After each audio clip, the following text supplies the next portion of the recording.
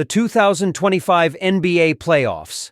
The stage was set. Bright lights, packed house, and the Los Angeles Lakers fell flat on their faces. What started as a promising night quickly spiraled into a frustrating, eye-opening loss. In front of a roaring home crowd at Crypto.com Arena, the Lakers grabbed an early lead against the Minnesota Timberwolves. The energy was electric. Luka Doncic came out firing. Everything felt like it was clicking. But then, it all went south. Fast. By the end of the night, the Lakers weren't just beaten, they were embarrassed. A 22-point loss on their home court, 119-97, and just like that, the momentum of the series shifted. Minnesota didn't just steal Game 1, they snatched the Lakers' confidence and stomped on it. And for head coach J.J. Redick, his playoff coaching debut couldn't have gone worse. You could see it in his face post-game. He was stunned. He admitted the team wasn't ready physically, but it goes deeper than that.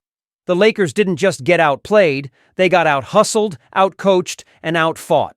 The collapse started in the second quarter and never really stopped. The Lakers lost control of the pace. Their defense crumbled. Minnesota moved the ball beautifully, got hot from three, and punished every defensive mistake. Meanwhile, the Lakers' offense turned into isolation-heavy, low-energy possessions that ended in forced shots and broken plays.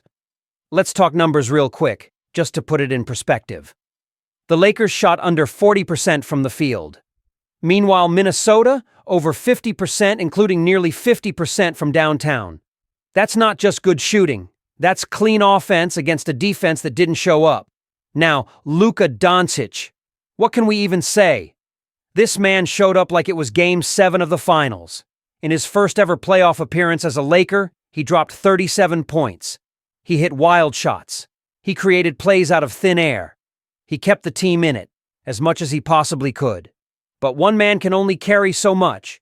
You can't win a playoff game, or a series, on solo hero ball. LeBron James had a decent night. 21 points, solid leadership, a few key moments. But we've seen better. Austin Reeves gave a little spark, and then nothing. No one else stepped up. Zero scoring depth, no rhythm, just a disjointed mess of a game after the first quarter. Even more worrying, the rotations. J.J. Redick looked like a rookie head coach. He stuck with lineups that weren't working. He hesitated to make adjustments, and by the time he did, it was way too late. Dalton Knecht, the rookie, came in during garbage time, and in just a few minutes dropped 5 points and grabbed 3 boards. That alone raised eyebrows. Why wasn't he in earlier? Why not inject some fire when the vets were clearly gassed? The Timberwolves, on the other hand, looked like a unit. Their bench dominated. Their role players stepped up. Their star, Anthony Edwards, started slow but caught fire. That's what playoff teams do. They adapt and explode. The Lakers? They froze. So now the big question is, where do they go from here? Because if this team, with LeBron and Luka leading the charge, can't bounce back in Game 2, things could spiral out of control fast. Game 2 is coming, fast. And the Lakers don't just need adjustments, they need a wake-up call. Look, let's be real. This isn't some scrappy young team figuring things out. This is a franchise with championship DNA. With LeBron James, one of the greatest to ever touch the court. With Luka Doncic, a generational offensive genius who just poured in 37 on playoff intensity. This isn't the time for excuses. This is the time to respond. But the problems run deeper than one bad night. When Jackson Hayes is your starting center in a playoff game and ends it with 1 point and barely touches the floor, that's not just a bad game. That's a roster construction problem. That's a coaching hesitation problem. You can't start a guy and then not trust him when it matters. That tells the locker room everything it needs to know. Meanwhile, Naz Reid comes off Minnesota's bench and drops 23 like it's a light Tuesday run. That's what bench depth looks like. That's what readiness looks like. That's what hunger looks like. And again, back to Knecht. This rookie came in with nothing to lose. No pressure, no expectations. And he played like he belonged. Like someone who wasn't scared of the moment.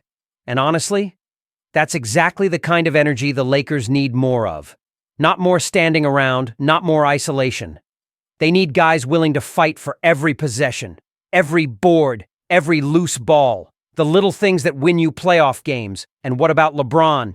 Yeah, he's older now, but he's still capable of turning the tide. And make no mistake, Game 2 might be the most important game of the Lakers season. Lose again at home, and this series could turn into a funeral march. This team needs urgency, passion, identity, because right now they're walking like a group of strangers, and that's not the Lakers' way. That's not how you honor this jersey. That's not how you play when your team is counting on you. And let's throw this out there, because we've seen this happen before. Sometimes it takes one role player going off, one unexpected guy stepping up.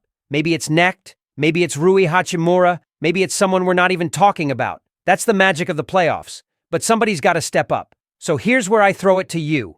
If you were JJ Redick, what lineup changes would you make heading into Game 2? Are you starting Connect? Are you benching Hayes? Are you trusting the rookies more than the vets?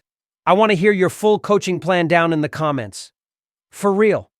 Let's build a better game plan together. You know ball. I know ball. Let's talk about it. And hey, if you're still watching, first of all, you're a real one. You don't just scroll past the headlines. You want to understand what's really going on. So if that's you, hit that subscribe button right now. But not because I told you to. Do it because you want a channel that actually sees the cracks. That doesn't sugarcoat losses. That's here with the same fire you bring to the game. We're not just covering the Lakers. We're riding with them through the ups and the pain. So subscribe and hit the bell so you don't miss a single playoff breakdown. We'll be here every step of the way, win or lose, digging into the why, not just the what. And one more thing, drop your boldest prediction for Game 2 in the comments. I'm talking spicy takes. Will Luka go for 50? Will Redick shake up the starting five? Will LeBron go vintage mode? Let's see who calls it before it happens. This is more than just Lakers talk. This is therapy. This is family. This is where the real fans pull up.